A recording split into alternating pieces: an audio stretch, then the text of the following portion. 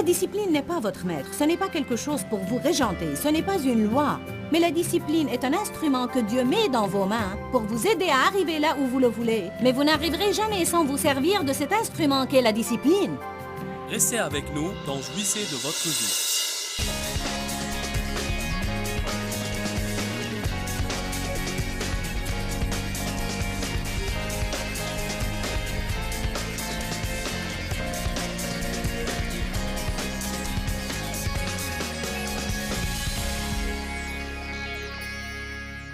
Dieu veut que vous ayez quelque chose que les autres vont désirer. Il ne veut pas que vous soyez comme tout le monde. Impossible à différencier, excepté par le fait que vous alliez à l'église le dimanche.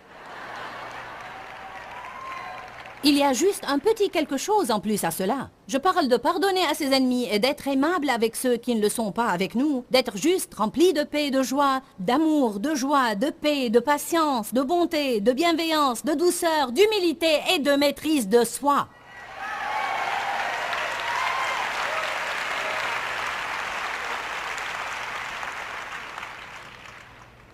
Nous avons besoin de limites. Elles nous évitent une mauvaise vie. Proverbe 7 parle de la femme de mauvaise vie. Ceci est intéressant car il est écrit « Mon fils ne suit pas une telle femme. » Évite-la. Parce qu'elle volera ta vie. Vous savez, on comprend cela littéralement. Quelqu'un qui attire et tente quelqu'un d'autre pour commettre un péché sexuel, et peut-être qu'il s'agit bien de cela dans les Écritures.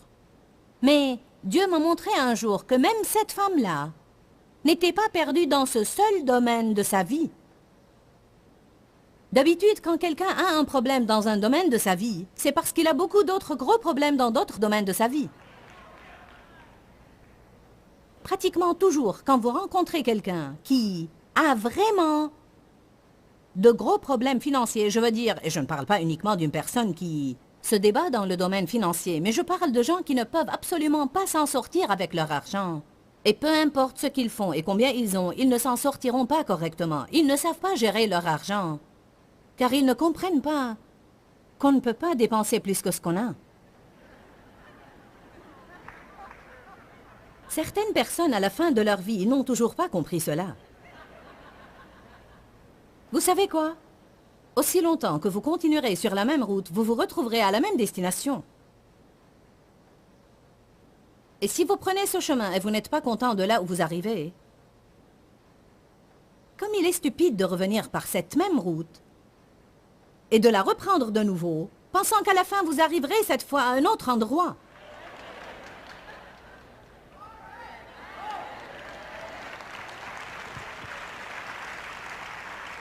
Quand Satan essaie de nous tenter dans certaines choses, vous avez besoin de dire « J'ai été là, fais ça, j'ai le t-shirt. Je suis allé au bout de cette route, je n'aime pas la destination. Non, merci.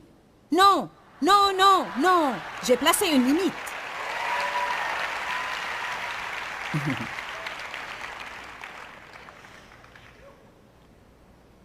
Une limite indique « Je vais aller jusqu'ici, mais pas plus loin. Je ferai ceci pour toi, mais je ne ferai pas cela. » Les limites nous protègent. Il est impossible d'être une personne intègre sans limites. Nous ne ferons jamais automatiquement ce qui est juste tout le temps. Parfois, vous pouvez le sentir. Un jour, j'ai envie d'être gentil avec quelqu'un, et le jour suivant, j'ai envie de lui donner une gifle. Il y a des jours, vous savez, il pourrait arriver que vous ayez envie de nettoyer votre maison, et de faire le repas pour toute la famille. Et les 3 jours d'après, vous pourriez ne pas en avoir envie.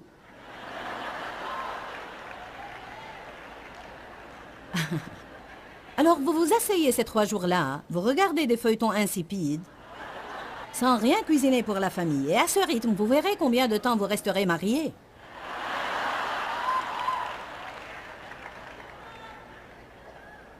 Vous savez, la vie consiste à faire des tas de choses que nous ne voulons pas faire. Tous les jours de ma vie, je fais des choses que je ne veux pas faire. Amen?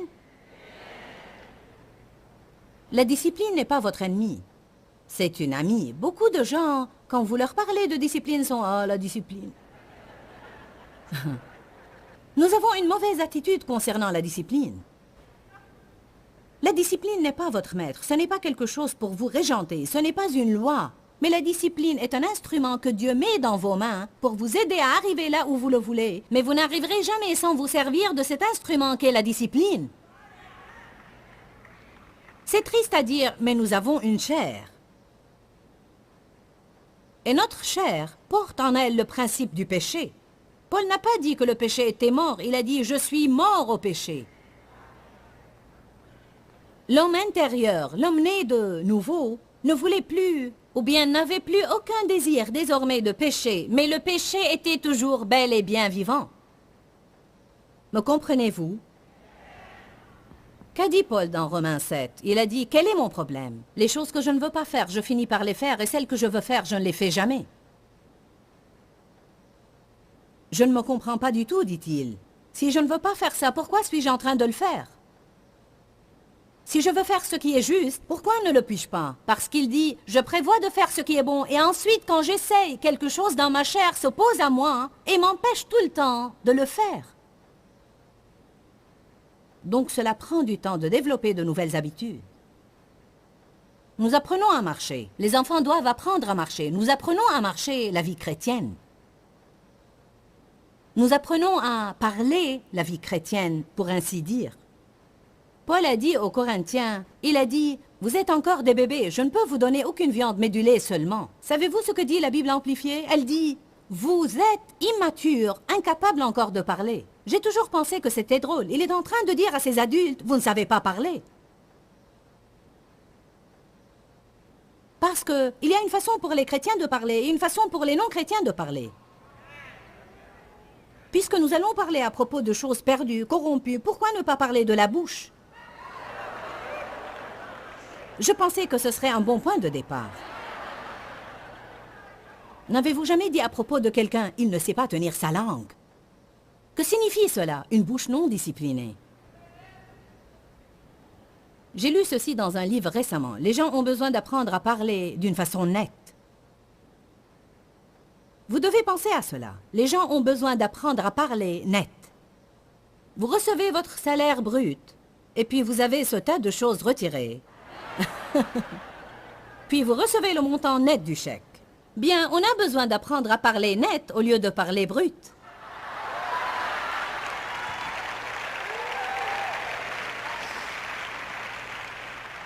Je crois que parfois, on a besoin d'apprendre à faire sortir ce qu'on peut, tout en ne disant que ce qu'on doit vraiment dire. Car ce sont ces autres choses que nous ne devons pas dire qui nous créent des problèmes. Amen.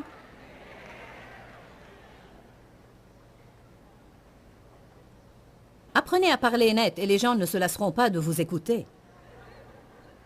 Possédez vos mots. Il y a de la puissance dans les mots. Il y a de la puissance dans toutes les choses que vous avez. Vous devez en être les propriétaires et ne pas les laisser vous posséder. Des choses puissantes qui n'ont pas de direction, qui peuvent faire ce qu'elles veulent, peuvent vous faire mal. Mais si vous possédez quelque chose de puissant à qui vous donnez une direction, cela pourra vous aider. Proverbe 18, verset 21.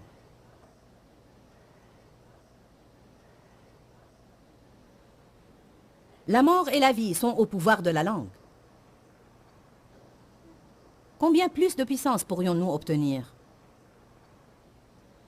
Comprenons-nous réellement bien cela, la mort et la vie? La mort et la vie. Ce n'est pas simplement un très bien bon sujet. La mort et la vie sont au pouvoir de la langue.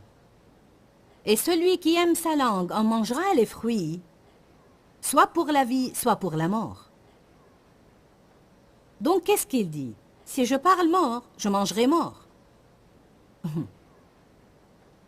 Quand nous faisons des commérages et calomnions contre quelqu'un, nous parlons mort, nous aurons à manger de cela.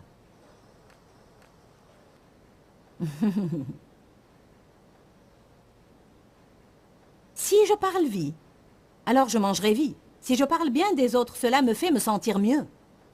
Si je parle négativement, je parle mort, et je me sens déprimée et découragée. Si je parle positif, je me fais aller mieux. Donc cette autodiscipline a pour but de nous aider. La discipline ne vole pas de nous, mais elle nous donne. Elle nous donne ce que nous voulons. Elle nous donne ce que Dieu a dit que nous pouvons avoir. Établissez des frontières et ne laissez pas les choses suivantes y entrer. Commérage, sarcasme et grossièreté. En quoi ça consiste?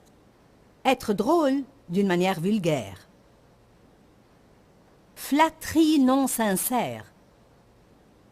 Dire des choses aux gens dans le but d'obtenir quelque chose d'eux.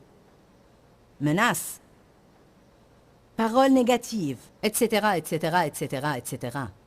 Nous devons retirer ces choses de nos conversations afin qu'elles ne soient plus brutes mais nettes. Proverbe 10, verset 19. Avec beaucoup de paroles, on ne manque pas de péché. Mais celui qui retient ses lèvres est un homme de bon sens. En d'autres termes, les gens qui parlent beaucoup s'attirent toujours des ennuis. J'en suis témoin.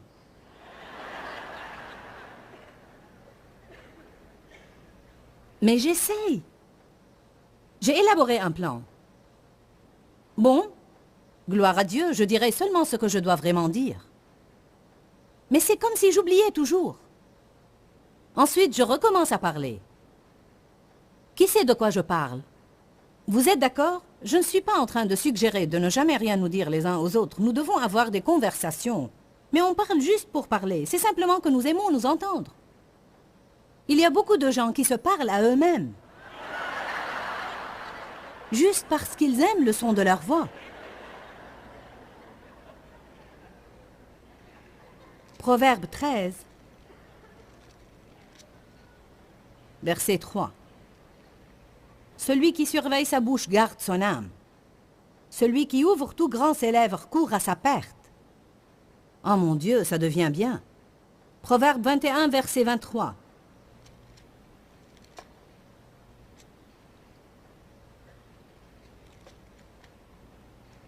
Celui qui garde sa bouche et sa langue garde son âme de la détresse. Donc qu'est-ce que cela dit? Si je discipline ma bouche, je vais m'aider moi-même. Je ne me fais pas du mal quand je me discipline. La discipline peut faire mal. Parce que quand je discipline ma bouche, je ne peux pas dire tout ce dont j'ai envie. Ou peut-être que des personnes prendront part à une conversation dans laquelle j'aimerais bien me trouver, mais que j'éviterai afin de ne pas entrer dans une tentation qui me créerait des ennuis. Amen.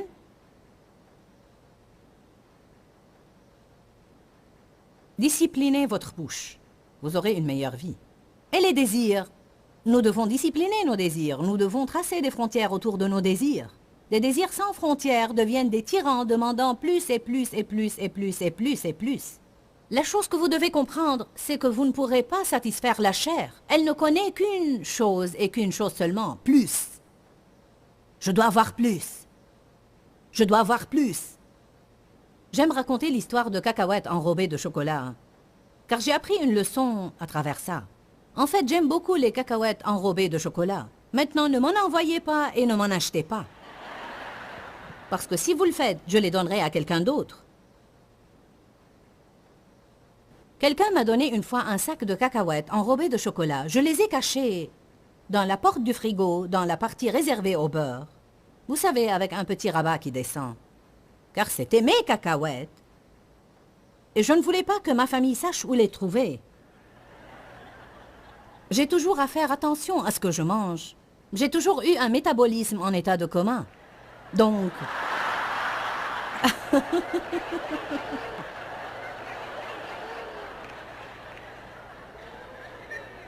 Je parlais à un docteur qui m'a dit « Vous avez un métabolisme ralenti ». J'ai dit « Non, il est dans le coma ».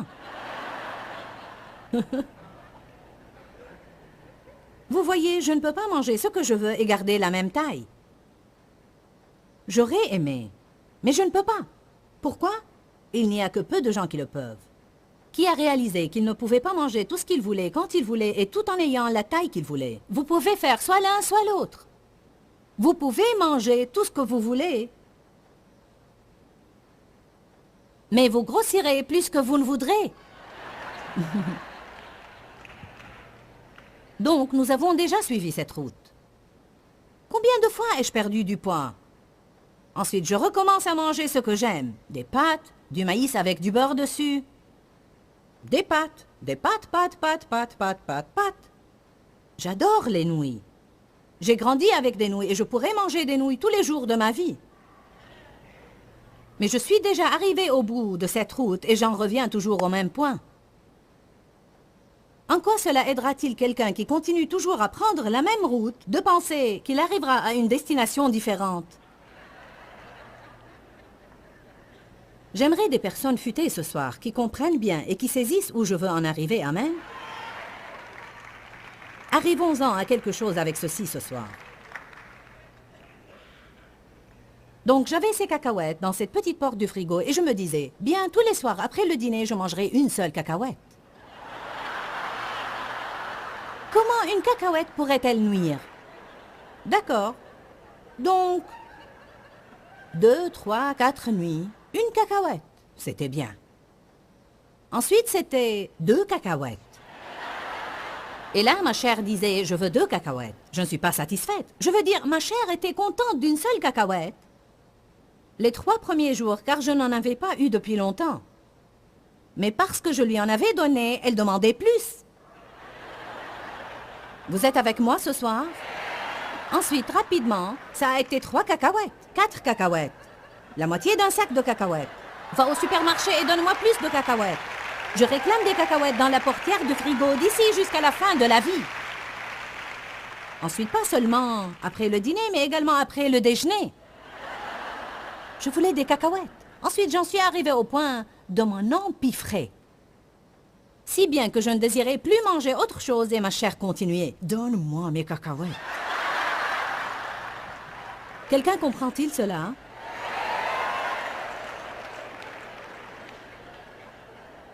Je mange de ces barres énergétiques, car c'est bien mieux que les bonbons. Et donc, je mange des barres énergétiques si je veux quelque chose de sucré. Je ne sais pas pourquoi, mais nous avons tous besoin de quelque chose de sucré après le repas. J'ai pris mon déjeuner aujourd'hui et j'ai terminé bien pleine. Je ne voulais plus manger, je n'avais plus faim. Je suis rentrée dans ma chambre d'hôtel et j'ai vu la barre énergétique. Et j'ai dit, je vais en manger la moitié. Ensuite, je me suis dit, non, je n'ai pas faim. Non! Je me suis fixé une limite. Tu restes sur ton rayon et moi sur mon canapé.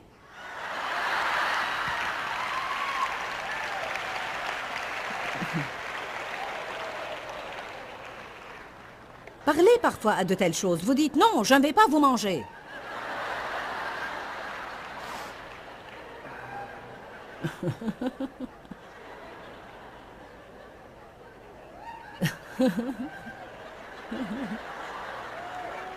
Ça peut être amusant, mais c'est vrai. Vous dites en quoi cela a rapport avec la Bible? En tout. Parce que Jésus veut entrer dans chaque domaine de vos vies. Pouvez-vous une fois et pour toutes faire sortir Jésus de cette petite boîte du dimanche matin où vous l'avez enfermé, afin qu'il ait accès au lundi, mardi, mercredi, jeudi, vendredi, samedi et dimanche?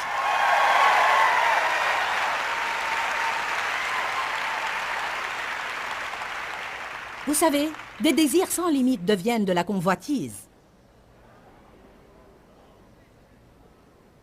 Le sexe sans limite peut devenir de la perversion. Je parle de quand il inclut des choses comme la pornographie. Et là, quelqu'un qui a déjà été accro à la pornographie vous dira que c'est une chose progressive et que ce qui le stimulait à un moment donné est devenu pire et pire et pire et pire et pire, sans fin et sans limite. Si nous ne plaçons pas quelques limites à nos désirs dès leur début, ils finiront par la suite par nous contrôler. Prenez 1 Jean 2, verset 17.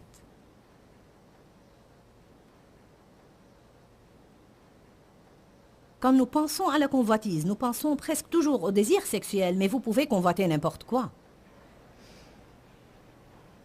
Et le monde passe et disparaît. C'est quelque chose que nous devons garder en tête. Le monde passe et disparaît, et sa convoitise aussi. Les désirs passionnés, l'envie disparaissent aussi. Mais celui qui fait la volonté de Dieu et met à exécution son plan durant sa vie demeure éternellement. Vous savez, toutes ces choses dans le monde devant lesquelles nous plions le genou pour un temps ne resteront pas.